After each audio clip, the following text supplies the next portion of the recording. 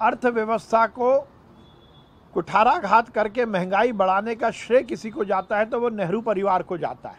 अब मुझे आश्चर्य होता है, सही मायने में कांग्रेस यदि महंगाई और इस देश की अर्थव्यवस्था को लेकर विरोध प्रदर्शन करना ही चाहती है तो उन्हें 10 जनपद के बाहर करना चाहिए, क्योंकि इस देश की आज़ादी के बाद अर्थव्यवस्था को कुठाराघात करके महंगाई बढ़ाने का श्रेय किसी को जाता है तो वो नेहरू परिवार को जाता है।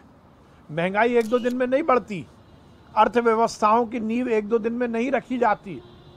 15 अगस्त 1947 को लाल किले की प्राचीर से जवाहरलाल नेहरू जी ने जो भाषण दिया था, उसी भाषण की गलती के कारण इस देश की अर्थव्यवस्था बिगड़ी है।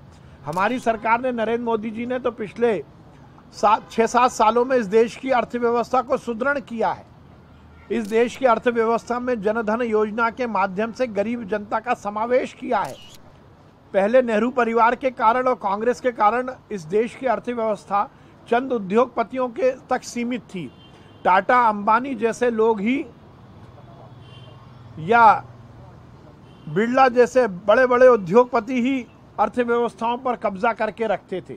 नरेंद्र मोदी जी ने इस देश की अर्थव्यवस्था को युक्तियुक्तकरण किया। उद्योगपति तो समावेशित रहे ही, पर उसके साथ साथ गरीब जनता का भी समावेश अर्थव्यवस्था में हो। इस देश की अर्थव्यवस्था में जो सुदृढ़ीकरण नरेंद्र मोदी जी के समय हुआ है, वो अपने आप में दुनिया के लिए एक स्टडी मॉडल है। महंगाई का कारण केवल कांग्रेस, हमारी सरकार ने तो महंगाई कम की है। आप उठाकर देखेंगे, आप कंपैरिजन करेंगे तो निश्चित रूप से आप ये पाएंगे कि हमारी सरकार के समय महंगाई कम हुई है, लोगों की आय बढ़ी है।